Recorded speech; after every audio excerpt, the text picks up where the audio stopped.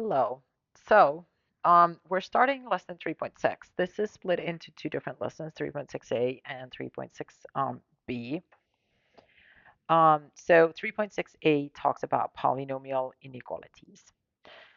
So first, we're going to define a polynomial inequality. It is an inequality that can be put into one of the forms. So f of x is less than 0, f of x is greater than 0, f of x is less than or equal to 0, or f of x is greater than or equal to 0, where f is the polynomial function. Okay, so what we're going to do is go through the steps how to solve it. And our very first step here is to express the inequality either in the form f of x is less than 0 or f of x is greater than 0. And then our second step is that we're gonna solve the equation f of x equals 0. The real solutions for this are going to be the boundary points.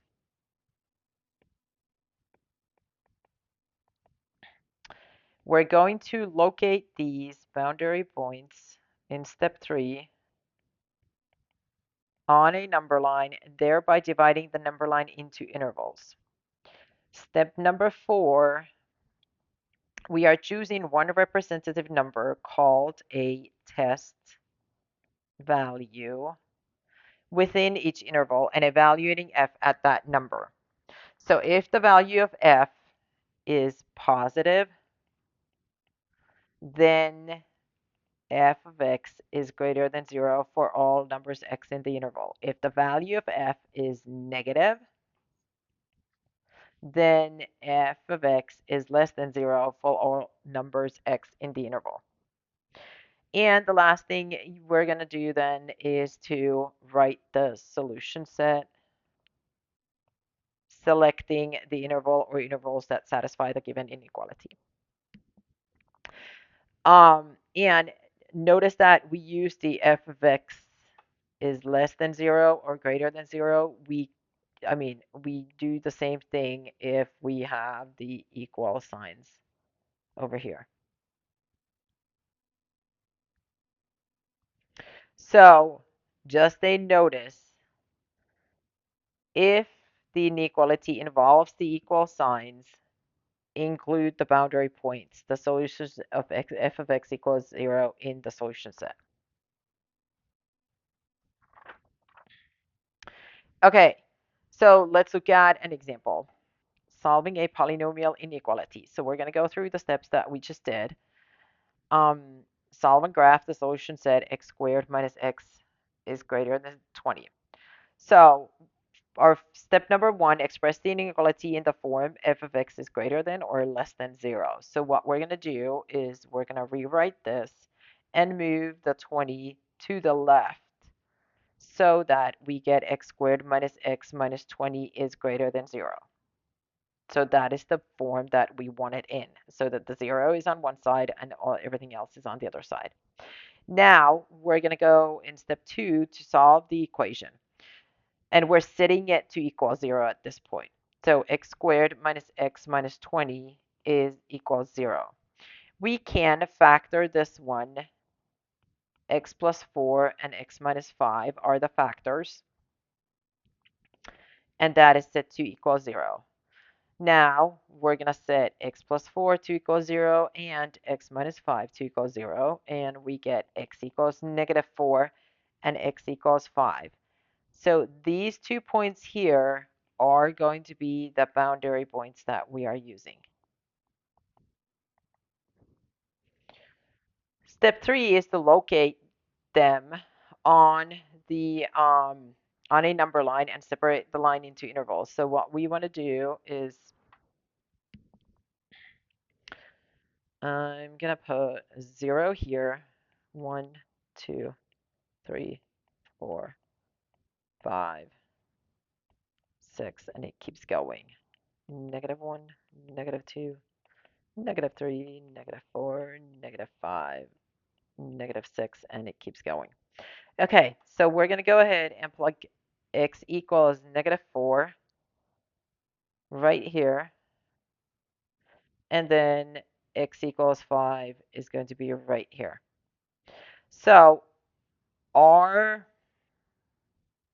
now with the boundary points, we have an interval between the boundary points that is -4 and 5. These are not included, so we're using parentheses because our original does not have the equal sign. So this is only greater than.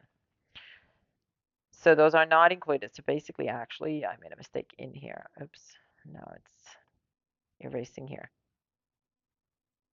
What was my mistake? They should not be shaded in dots. They should be circles because they are not included. Okay, so that is the interval between the -4 and 5. Now we have also, it keeps going towards negative infinity. So we do have negative infinity to -4 as one of our intervals. And then we have the same thing on the other side. We have 5 to infinity on the right side. So those are our three intervals now that we are going to be testing. So we have a table here. So our first interval is going to be the negative infinity to -4. Our second interval is going to be -4 to 5. And then our third interval is going to be 5 to infinity. And now what we're going to do is we're just going to pick a test value, and it does not matter what the test value is. So if we're looking at the values that we've got here, from negative infinity to -4, I would pick, so we cannot pick -4 because that's the boundary point, but we can pick, for example, -5. So I'm going to go ahead and do -5. Now, our original equation is f of x equals x squared minus x minus 20. Notice that I took away the inequality sign and just put it as a equal. So we're plugging in x equals -5 here. So -5 squared minus -5. Don't forget the double negative. And this, when we do the calculation, we get 10. So this is positive. So that means that f of x is going to be greater than 0 for all x in negative infinity to -4. Okay, let's look at the next interval here.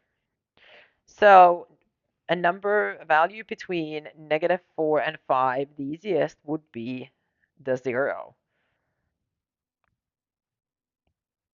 I'm lazy with calculations, so I like to pick the easiest number I can. So f of 0 is going to be 0 squared minus 0 minus 20. Well, that is going to be a -20. So that is a negative. So we know that f of x is going to be a negative for all x in the interval -4 and 5. Okay, the same thing here for the 5 and infinity. Again, I like to pick the kind of the smallest number that I can. 5 is the boundary point, so the next number is a 6. f of 6 equals 6 squared minus 6 minus 20. Well, f of 6 is going to equal 70, which is positive. Did I skip a negative sign here? I did. No, I did not. X squared minus 6 minus 20. And that's not going to be a 70. That's what I was confused about. So 36 minus 6 is 30 minus 20. It's going to be a 10. It's still positive. F of x is greater than 0 for all x in 5 to infinity. My infinity signs are weird. Okay, so the next thing that we're going to do is we're going to write the solution set selecting the interval or intervals that satisfy the given inequality. So what was our original? We need to go back here and look at our very original inequality. So it's greater than 0. That's what we are looking at. It's greater than. So what we are trying to figure out is when is it greater than 0? Right here. These are all greater than 0. So f of x is greater than 0 for all x in negative infinity to negative 4 or 5 to infinity. So if we think about this graph right here, if I kind of sketch it, so what happens is that it goes down here and then it comes back from here. It is a quadratic formula, so it is a parabola. And we can see that this part right here is going to be negative. And over here, this is all positive. And on this side, it's all positive.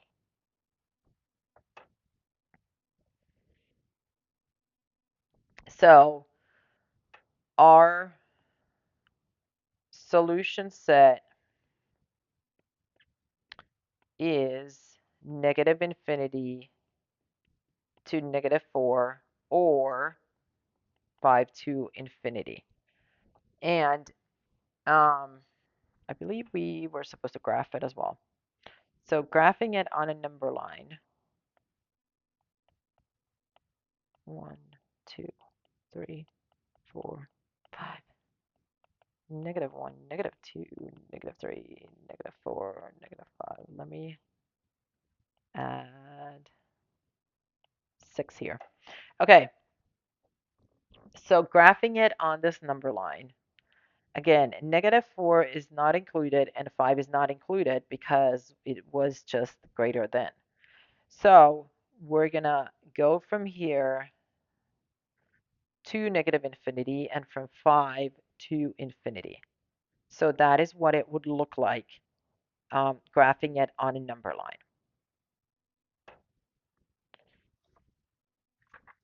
Okay, now I'm going to hop onto another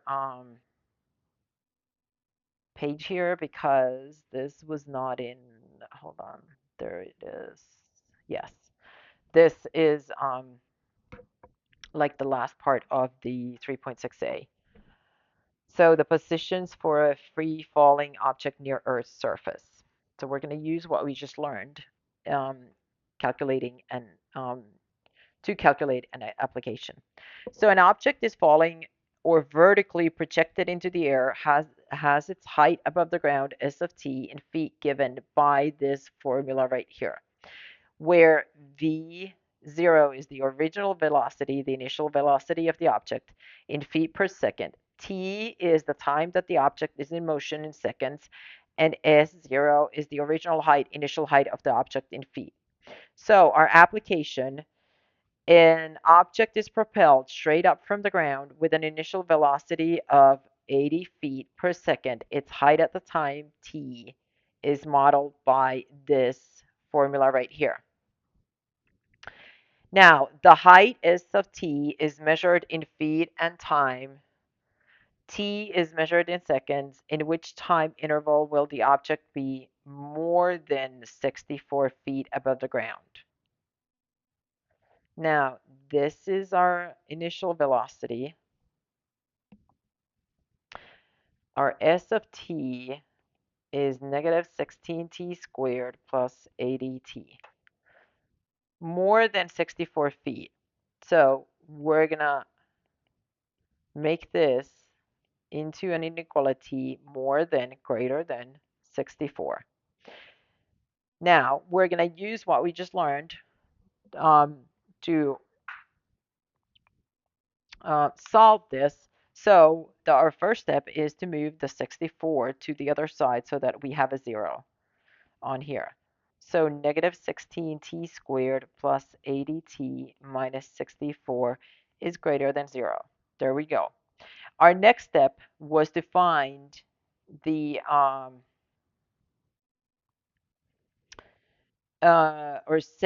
find the boundary points. So we're going to go ahead and set this negative 16t squared plus 80t minus 64 to equal 0. Now, looking at this, we can actually take a negative 16 out of each of these. It's a factor for all. Negative 16t squared, when we take out the negative 16, we get a t squared.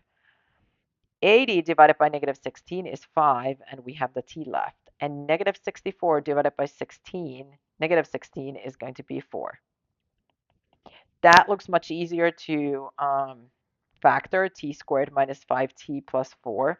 Our factors are t minus 1 and t minus 4.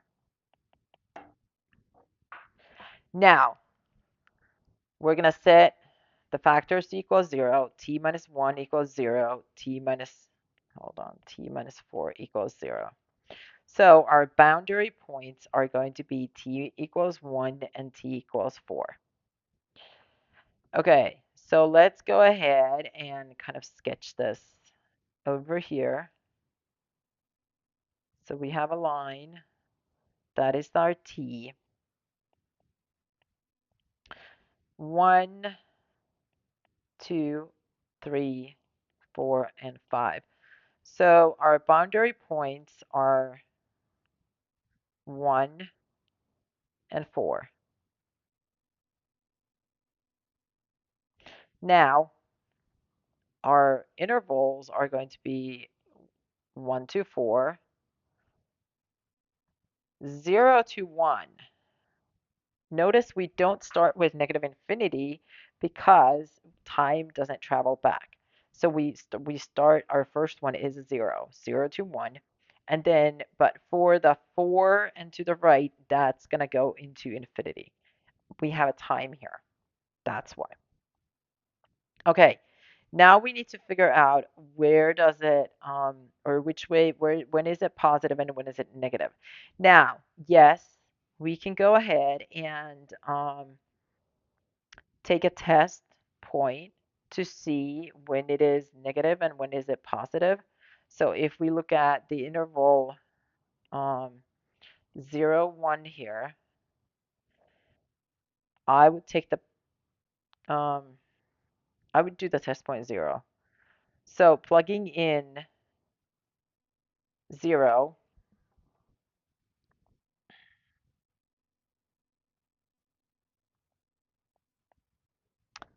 um, so negative 16 times 0 squared plus 80 times 0 minus 64. Well, this is going to be negative 64. So this is less than 0. So it's going to be negative right here. Okay, what happens between 1 and 4? I would say that the easiest point is probably 2. So negative 16, 2 squared plus 80 times 2 minus 64. Okay, that's going to require a calculator here. Not going to. Try to do that in my head. Negative 16 times 4 plus 80 times 2 minus 64 equals 32. So that is greater than 0. So this is going to be positive. And then we've got the last one, which is 4 to infinity. So I would just pick, for example, 5. So negative 16, 5 squared plus 80 times 5 minus 64, negative 16 times 5 squared plus 80 times 5 minus 64.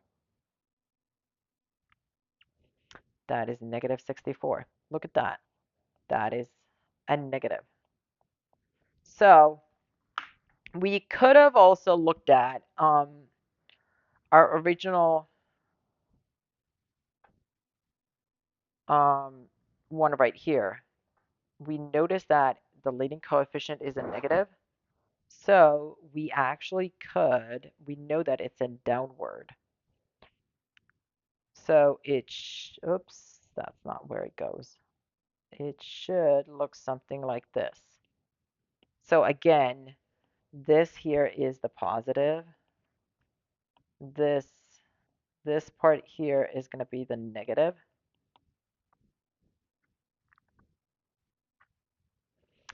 So now we are looking at, so the question was, oops, I did not mean to do that. Okay. In which time interval will the object be more than 64 feet above the ground? So greater than 0. So that means that looking at this, the object will be more than 64 feet above the ground right here. So where it is positive, the object, this one right here, will be more than 64 feet above the ground between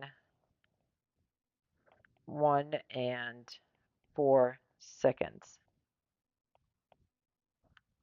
excluding the points t equals 1 and t equals 4. Okay, that's it for this lesson. Let me know if you've got any questions. And yes, there's going to be a 3.6b as well.